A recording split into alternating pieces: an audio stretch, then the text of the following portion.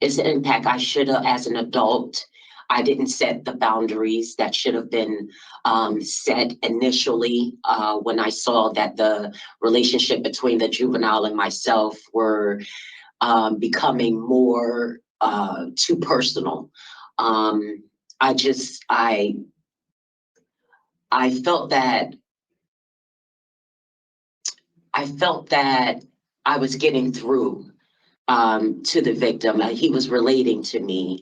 I didn't draw the line when they began to call me auntie or when they began to look up to me as an authoritative figure. I don't think they looked at you as an authoritative figure, because they wouldn't ask an authoritative figure for alcohol or any contact. That's not what an authoritative figure provides. But I'm going to redirect you because you're getting away from my question. Who did your offense impact? We are about to watch the parole hearing for a woman who I consider to be one of the most dangerous that we cover. Now, part of this is because it seems that the system still does not view them for what they are, which is a dangerous predator. It was only on October 11th, 2023, that she was sentenced for full-on SA of a child between the age of 13 and 16. She was only arrested on February 22nd, 2023 for this act. So if you can imagine, it has been a year since the date of sentencing and she is already up for parole. Now, she was given a 30-month sentence for this. So again, ready to get out before the ink is dry, with 10 years probation and 10 years to be on the registry. Now, let's see if this woman takes accountability. Let's see how the parole board handles it. They really don't go into the information of this act, but it seems that it's possible that she was a relative of the victim, but I'm not 100% clear on that. I'll share whatever details Sarisha was able to find at the end. With that, let's jump in. Keyonna L 441077. Thank you. This hearing is being conducted in consideration of the parole application for Keyonna L, inmate number 441077. She is serving a sentence of 10 years, suspended after 30 months with 10 years probation for sexual assault second. As of today, records reflect the parole eligibility date of November 24th, 2024. There is no victim input in the case. There is a defender accountability plan that is reviewed and shows she has completed Tier 2 and the short-term sex offender program. Utilizing the women's risk needs assessment, one of the offender's overall score for recidivating falls within the moderate range. Ms. Little, this is your opportunity to tell the board why you believe you should be granted parole. You may begin. Well, I had prepared a statement. I hope the board had received it. Honestly, I really took this year to. I'm sorry. Sorry, I apologize. Real quick. The utilizing the women's risk needs assessment, the offender's overall score is in the low range, not moderate. Thank you. I took this year to reflect. I'm actually grateful for this year that I've had. I needed to refocus, redirect my life, the decisions I was making, the path that I was on. I took advantage of every resources I had here while at York. I've enrolled myself. I self-educated myself. I went to every peer counseling. I went to every group meeting. I received my CDL here. So really, I took in this time, this full year, to just totally reflect on what happened, what occurred. I'm 45 years old, and I've never had a problem with the legal system. And I was spiraling. I will admit that I was spiraling. What I've learned is that to take responsibility for the actions and for the things that I've done is acknowledging and the ability to respond to what I've done.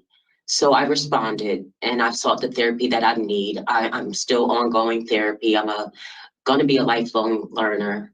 I've never had a problem with the criminal justice system. Matter of fact, I'm educated in the justice system, which is why it's very ironic why I just spiraled. It was just at a bad decision in my life, but I'm ready. I'm refocused. I have a host of family support.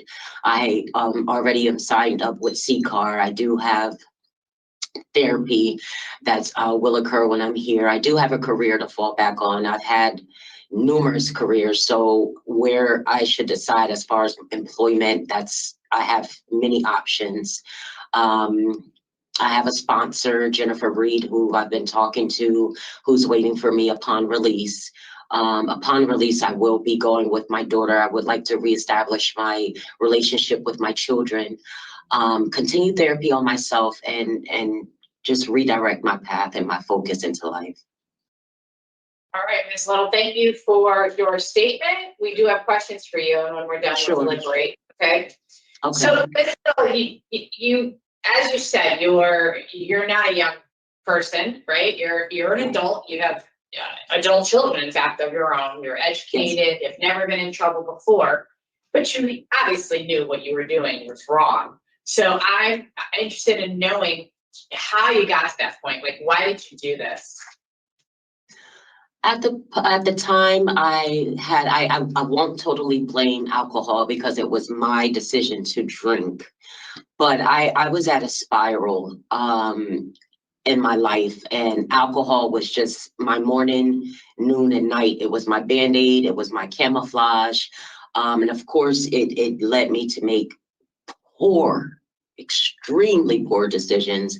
I come from an alcoholic family on my father's side, and that's something that I said I would never do, but I ended up self-medicating. I'll be honest, I ended up self-medicating instead of seeking real therapy. And the way I grew up and in my family, going to see a therapist was a faux pas. It was something you don't do, something that was frowned upon. It was a sign of weakness. So that's how I grew up. I'm 45, like I said. So therapy wasn't an option. We were keep your things, keep your business suppressed, deal with it on your own. So that's what I've learned to do as of growing up. But when I became of age to begin to work and take accountability, I began to start seeking that outside therapy, seeking outside resources to help me cope, to help me deal with life's pressures. I'm also a victim of abuse, and to become an abuser, it's just, I can't give you a definitive answer. All I can say is I did it. If I could change time, I would totally make that decision over. I would have sought help immediately when I felt that my drinking had become a problem. I didn't do that. I waited until it was the point of no return. Okay. So you didn't take the Voices program, or I don't think you did. You didn't, right? Well, I've been on that program since I've been enlisted here. I was told that there's a long wait list. Okay. I even have statements where they said I'd probably be paroled or in a halfway house before I'm even offered that. But everything else I took advantage. I understand, but okay, so you haven't taken the program, but what have you learned about who your offense impacted? I learned I took the sexual behavior therapy course with Dr. Sheffel. It's an extreme impact. It's an impact I should have, as an adult, I didn't set the boundaries that should have been set initially when I saw that the relationship between the juvenile and myself were becoming more too personal. I felt that I was getting through to the victim. He was relating to me. I didn't draw the line when they began to call me auntie, or when they began to look up to me as an authoritative figure. I stepped beyond. They looked at you as an authoritative figure, because they wouldn't ask an authoritative figure for alcohol or any sexual contact. That's not what an authoritative figure provides. But I'm going to redirect you because you're getting away from my question. Who did your offense impact?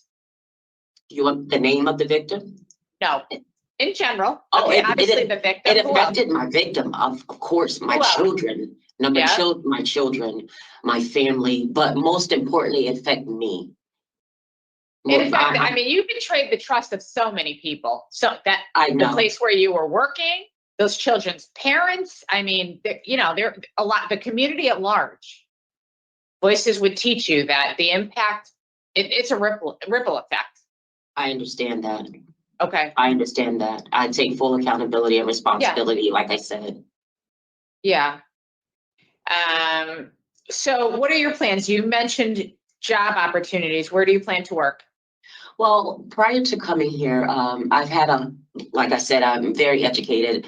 I planned on returning back to funeral services, but since I've been here, I did take the CDL driving course. I would like to pursue that career, but I also have education in catering, criminal justice, administration. So do you have a job waiting? I guess I'm asking you specifically. Where you plan to work? I plan to return to the funeral home service that I was in before I got here. Okay, and what do you do there? I'm a greeter. Okay. And they're willing to give you your job back? Well, as far as when I left, yes. Okay. All right. And what type of programming or treatment do you think you need in the community? In the community, of course, I'm going to continue to be involved with my local church. I'm already signed up for CCAR. Jennifer Reed is my sponsor there. I plan on doing that. I want to do some more self therapy within my community. So that's something I will have to look into. I'm not sure what's available now. I've been here for over 15 months. I've had therapy before, but it was more so rehabilitation therapy as far as alcoholism and things like that. But I need some more reflective therapy. And what about treatment for problem sexual behavior? I think I would probably pursue that as well. I would like to it would be one of your conditions. Oh, that's fine. It would be required. I have no problem with that. Do you think you could benefit from it? I think I will. Absolutely. Yeah. Okay. Are your children aware of the complete circumstances of your offense? Yes, they are. Okay. With the exception of my 11-year-old, he doesn't know the in-depth details of that, but he does know why I'm here. Yeah. Okay. All right. Thank you for speaking with me. I'm going to turn it over to my colleague, Ms. Zappa. Thank you. So in my estimation, you've had some statements and you've addressed some of them here today, but one that stuck with me in your interview, Ms. Little, is that you said you were drinking up until the time you were incarcerated and that you were not in need of treatment because you, quote, it was a mistake and it never happened before. Alcohol played a role in it and I should have known better. I mean, I think your offense is greater than just a simple lapse of judgment and that you should have known better. It's far reaching and it affected a minor. It affected their family. There's emotional damage there. So I know that you too perceive yourself as a victim, but there's multiple other victims based on your actions. And I'm concerned about the risk factor of you going back into the community and not being adequately able to manage those risks. Treatment is great, but I think you need more than just that. I think that you need to have a pretty strong support system. And I'd like you to talk a little bit about what the role of your family is and what that release plan looks like once you get back into the community. Well, my family consists, I have a very, very extremely large family. I'm the baby of, the youngest of 3 siblings. One of my sisters has 11 children and grandchildren. My other sister has a child and grandchildren. I have 4 children. So I have over 40 people in my immediate family. I really don't, outside of my immediate family, I don't communicate with my other family, extended family, which live in the state of New Jersey. Like I said, I've reached out to seek therapy with Jennifer Reed, she's been very active since May. I talk to her on a tablet on a weekly basis. She's there for me and will assist me in my reentry plan. I also completed the 5 Ventures since I've been here. The 5 Ventures is an entrepreneurship program which will help me regain employment, housing, and assistance that I need to reestablish myself as a returning citizen. I totally have the backbone of my church family, my religious organizations, which I did was not active as I should have at the time of the offense. So I'm prepared. I have resources. Like I said, I don't plan to end my therapy here. I'm still in therapy. I still go to group. I don't plan to end that. I think I'm going to be continued in that. I think that's something that everybody needs. So I do plan on seeking that the continual sexual abuse therapy, not only for my victim and understanding my victim, but also I'm an adult. I'm not going to call myself a victim anymore because that happened when I was a child, but I know what my actions had the effect on another person. And I really would like to learn more about how this can be prevented. Why did I even, I really cannot tell you why I did it. All I can determine now is what do I do from here? It happened, it occurred. How do I correct this behavior? Is this a behavior that will happen, continue to happen? Absolutely not. Absolutely not.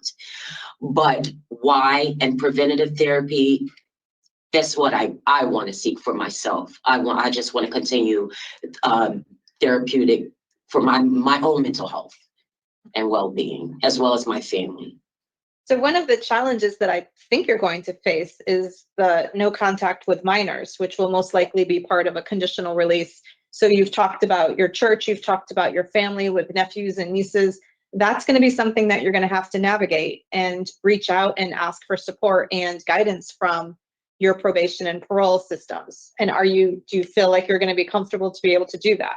Yes, actually, I'm not sure if you are aware, I did file a motion, which I was just granted, that I can have supervised visitation with my biological my grandson. That was just awarded from the courts last month.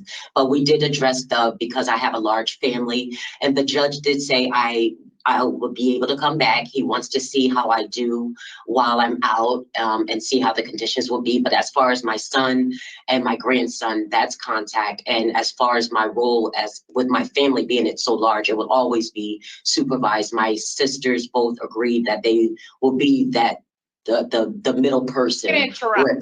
Do you understand conditions of parole are very different from court orders? Yes, I understand that. So if we give you a condition that you can't have contact with minors, it doesn't matter what the court said. Those are different. You understand that? Yes, but but I am allowed to see my grandson. I am allowed to see my child. If your parole officer says you can't, then you can't. Oh, yes, I understand that, but that's why I'm going through these steps to make sure it's okay.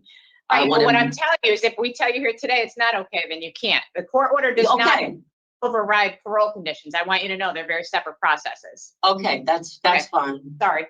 Okay, I'm done. Oh, okay, thank you. Mr. Paul.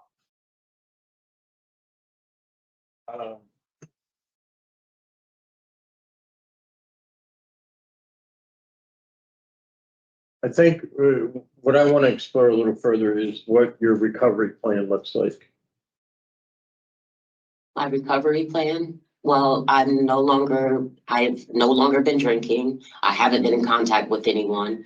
I just plan on continuing to seek therapy, continue to raise my child, I have to reestablish myself. I have to get an apartment. I have to get employment. Let's dial it back a little bit. What is your recovery plan? Continue therapy. Therapy, of course. I need to have someone I can talk to. And that's it. Therapy and the support of my family. Yes. So it's hard for me to believe that with you talking about the relationship that you have with Jennifer Reed, that therapy is the only thing that you're going to give. Right? So alcohol was a big part of this. Yeah. You, right? Yes, sir. So the thing is that you going to therapy, where does the pro-social support come from that you need in order to continue to maintain recovery? Maintain recovery. I plan on continue the rehabilitation of not use of alcohol. You reach out to my resources of my sponsor, like I said, Jennifer Reed. Reach out when I feel that I don't have as of right now, since I've been here, an urgency or a need. I see what alcohol, it's destroyed my whole life. I definitely don't plan to continue that. So my support is, I'm going to reach out to my community. That's all I have is my community, my family, and my own moral judgments. And my God, I mean, no one else can make. You've referred to Jennifer Reed as your sponsor a few times. Well, talk to me about that. She's helped me with the condition as far as mental health. Am I thinking about drinking? What do I do? What stressors? What have I done here? What has my focus been? How do I respond in stressful situations? So she's pretty much been like her, with the exception of the counselors in here. I'm sorry. I said, the chair asked me if I knew of Jennifer Reed, and I do. She's with CCAR. Yes. Yeah. So like I said, as far as that, I'm gonna continue to reach out to my community. I'm gonna do some continue some AA therapy, even, you know, just in case. It's just a precaution. Therapy as a catch-all phrase. AA is not therapy. Yeah, that's the issue. Okay. So What's the issue? I'm sorry. I'm just trying to understand your recovery plan. Right. And what the chair just said was that you're using therapy as a catch-all phrase. Because like you just said, AA therapy. Well, recovery is not to do what I did to get myself here. Recovery is taking each day and living each day personal truths and making right decisions. I mean, having a therapist there to guide me is just an extra precaution, but rehabilitation, that's something I believe that that's the decision I have to make. I have to take responsibility for myself, my actions. I can't have someone holding my hand telling me what to do. I have to do that. I have to make these steps. If I need help, I need to reach out. So as far as what I plan to do, I plan on raising my child. I plan on gaining employment, reestablishing my life. Right. And becoming a successful member of society. I think that part of it, Ms. Little, is that there's a strong sense of you being in control of it all. That's kind of like what I'm hearing. And so one of the big things with dealing with substance use is humility. Yes, sir. And it's like, not if I, right? It's, if I were in your seat and I was coming out here, I'd be finding out from Jennifer Reed, where are some good meetings that I could be at? Where are some good women's meetings that I could be at? Absolutely. That's exactly what we're discussing. I've even attended Rushford prior to this, I put myself in a 30-day program. Yeah, so of course, this is all a part of the process that she's going to help me work through, where I can get adequate therapy, women's groups, support system, support team. Yes. She's going to be my coach to help me to enroll in those programs. And of course, any conditions that you feel that might benefit me, of course, I will absolutely comply with what the Department of Justice, the Department of Corrections, or even the judge, whatever you think that I need, I am willing to do to get back out there and become a productive member of my society. Right.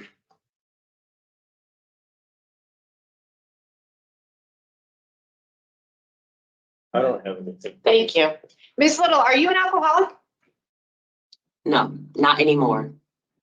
But people say that alcoholism is a lifelong. Right. I don't consider it lifelong. No, I was an alcoholic then. I am not an alcoholic now. Are you a recovering alcoholic? I am a recovering alcoholic. Right. So you're using a lot of terms and intertwining a lot of different things. And that's why I interrupted my colleague before to try to separate some things out. And I did the same to my other colleagues. So I apologize to both of you. But do you plan to attend therapy? Absolutely. Do you have a I therapist? think it's necessary. Yes. Who's I your think it's therapist? necessary. I'm gonna go through Jennifer Reed, like I said, as far as the alcoholism, when I Jennifer was. Reed is not a, it's I know, she's she's not a therapist. I understand that, she's CCAR. I was in, Blake Street in Westville, Connecticut. I don't know what's available out there right now. I know when I was going, the therapist I had was just for alcohol. I want, just not for alcohol. I want therapy for the entire person, not just for rehabilitation. That's something I have to seek through my Husky Well, and they program. are very separate things, which is what we're Right. trying to tell you. Right. There's a recovery coach, there's AA, there's a sponsor, there's individual therapy. They're very separate things. Right. I understand that. But that's, Yeah. I will have to find those separate entities, according to my healthcare plan, what is covered to do. I Yeah. don't know, like I said, I don't know what's available out there. I've been here So for if you get 14 parole, months. you'll have the assistance of a parole officer. You have 10 years of probation, so you'll have the Yes. assistance of a probation officer. Yes. Okay, Ms. Zappa? I just want to go back to your interview with your parole officer in preparation for today. He notes in the report that you were not able to identify any risks that you may face upon release. Have you had an opportunity to rethink that? Because along the lines of the questions we're asking you, all of this is intertwined with how to respond to risks. What's that responsivity? How to respond to risk is, Well, identifying the risks first is the first. I understand. The first piece is I know I'm going to be very restricted. I'm going to be very limited. The risk is I'm going to face alcoholism. I'm going to face community resistance. I know I'm going to face trust issues with people.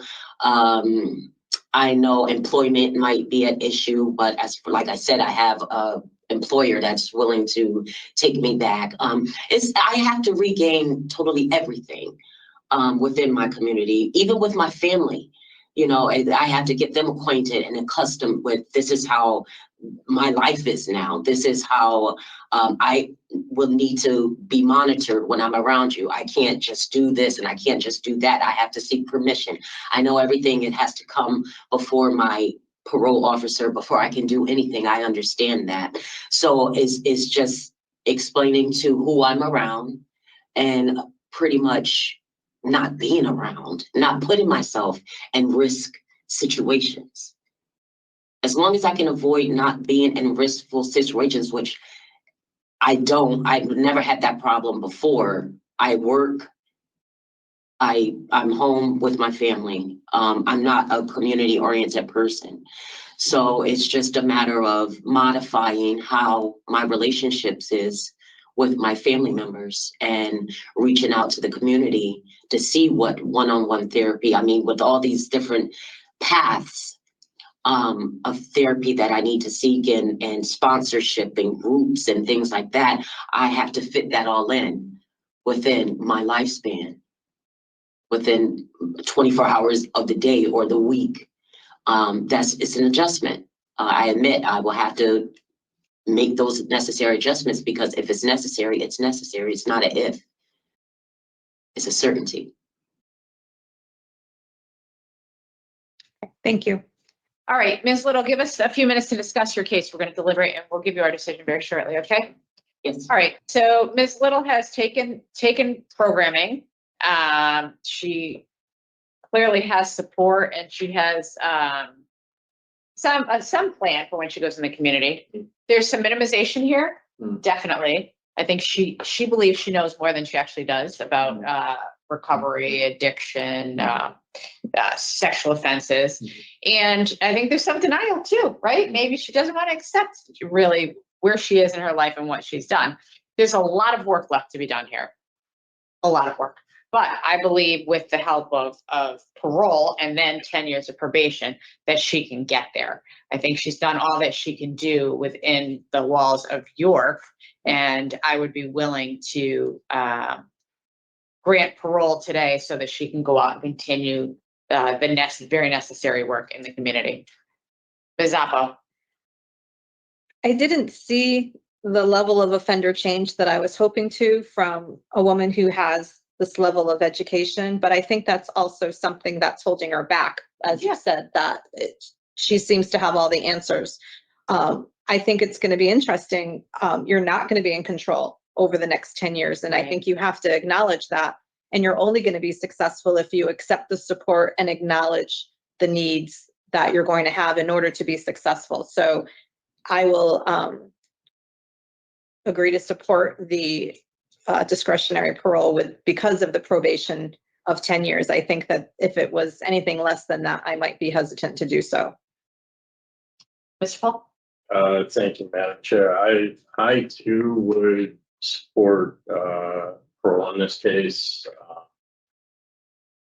All of the concerns that you both shared, I have the same concerns. Yeah. And I hope that, part of going to treatment for problem sexual behavior is going to be a mental health component. Right. And I really think that that's something that's needed here. Yeah. Because, it's just things that we've been talking about are wrong thinking kind of things, Yep. But I would support that. Thank you. All right, so I have a victim, JDP, no minors, no alcohol, problem sexual behavior treatment, mental health evaluation. Anything else? So, And just, as noted, she's on the registry for 10 years as well. Yep. Okay, in the matter of Keyonna Little, inmate number 441077, I'll move to grant parole effective today, December 20th, 2024, with the following additional conditions. No contact with your victim, initials JDP. No contact with minors without the express permission of your parole officer. No minors. No consumption of alcoholic beverages, problem sexual behavior treatment in the community, and a mental health evaluation and treatment if it's deemed necessary. second. All in favor? Aye. Aye. Do you have any questions? No, I don't. Thank you so much. All right, keep working on yourself. I Wish you definitely the best. will. Well, so I guess I'll get more information later. Yeah, someone will Okay. reach out to you. Yeah, it won't be Okay. today, obviously, Okay. but okay. Thank you. All right. Thank you so much. What a disgusting hearing. I'm just pissed off watching this. She comes in here and she denies, lies. No accountability, nothing. She did nothing right. And they reward her with parole because she can get more programs on the outside. It's not as if should be some type of accountability that can be taken when you are having your parole hearing. This is someone who is dangerous. You know who she reminded me of? She reminded me of Sarah Boone. She's talking about how educated she is, how fantastical she is, how knowledgeable she is. And it's like, well, what's your job? Well, I'm a greeter at a funeral home. And the parole board, just because she was talking about how educated she is, that, wow, she's really educated. She's got a lot. She's great in the community. How creepy. Are you not creeped out to find out that she works at a funeral home? I know that creeps the hell out of me. Now, if you're curious what she did, we don't have, this didn't make the news. But from the legislation, the plea deal that she took, it can give us an idea. Okay. So according to what she took a plea deal for, remember, she didn't go to trial or anything. This whole entire process happened really, really, really quickly. She was arrested on 2/22/2023. So February 22nd, 2023, she's arrested. She's sentenced on October 11th, 2023. She's given 30 months. And now she's paroled basically a year and 2 months later. And what it means is that what she took a plea deal on was sexual assault second degree. Now, sexual assault second degree means that a person is guilty of SA in the second degree when the person engages in full-on intercourse with another person when that person is 13 years of age or older but under 16. So this child could have been 13, 14, 15, or 16 years old. There it is. Can you imagine that the legislation says that they should be sentenced to a term of imprisonment of which 9 months of the sentence is imposed may not be suspended or reduced by the court? The minimum for doing that is 9 months. The minimum. That's legislation in Connecticut. You know, if you go and steal a car, I guarantee you the minimum's greater than 9 months. Steal a purse, you know, do something. But when it's a child, yes, it's not so important. And it sounds like, you know, you can correct me if I'm wrong because this hearing was so vague, but I think it was a family member. And she takes no accountability. It was probably one of the worst hearings we've ever had. She starts off by blaming it on alcohol, on how it was her band-aid morning, afternoon, night. It was her everything. It even runs in her family. And then they say, well, okay, what are you going to do when you get out? Oh, Miss Reed, Miss Jennifer Reed. That was her answer for everything. Like, we've heard her name, Miss Jennifer Reed, brought up, but she didn't know. It was just, oh, Miss Jennifer, oh, Jennifer. She's my answer for everything. Sure. Yep. Are you an alcoholic? No, I am not. I mean, I've been locked up for a whole 9 months, so of course I've been clean. Wow, they're sick. You know, she alters the life of a child. She takes no accountability, and she's in her Sarah Boone brain, so smart, the smartest person in the room. She's going to go back there and work at the funeral home, which I don't think is a given. You know, if she's gotten any type of reputation in this small little world, you think you want to be greeted by a child essayer when you're dealing with this stuff?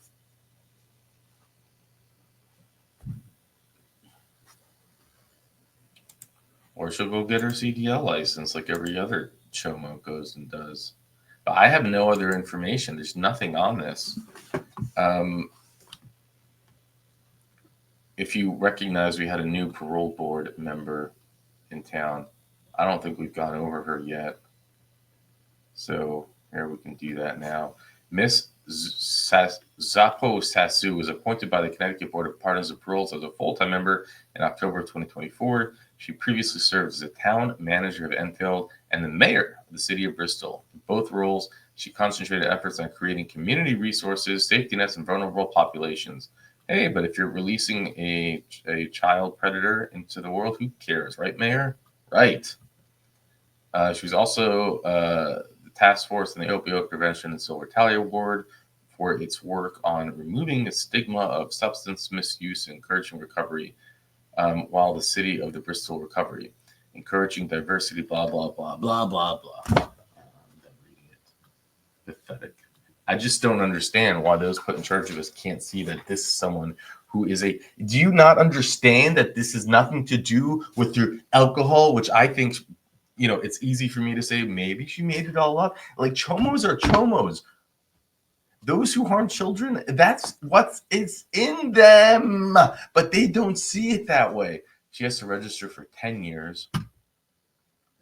Oh, it got completely out of control. She failed every question miserably. I'm the victim. She really views herself as the victim. I didn't set boundaries. I felt that he was looking up to me. At one point, when he called me auntie, here we are. But I'm very educated. I have educations in law enforcement. I have educations in culinary. I'm getting a CDL license. Right. That's why you're doing the most sophisticated job possible by being a greeter at a funeral. And wow, you're really highly educated, lady. She could do no wrong. It makes me sick. No. You shouldn't have paroled her. But their answer is, well, she has nothing else to do on the inside. How about she just simply hasn't served enough time for altering the life of a child? How about she completely failed her parole hearing that she shouldn't get out? It was a 30-month sentence, suspended with 10 years probation. So why don't you let her fill out a few more of those 30 months? No. Give her a cookie. Give her a cookie for failing miserably. Disturbing, pathetic, sick. That's my opinion. With that, I'll let you go. I felt that I was getting through to the victim. He was relating to me. I didn't draw the line when they began to call me auntie or when they began to look up to me as an authoritative figure. One of my sisters has 11 children and grandchildren. My other sister has a child and grandchildren. I have 4 children.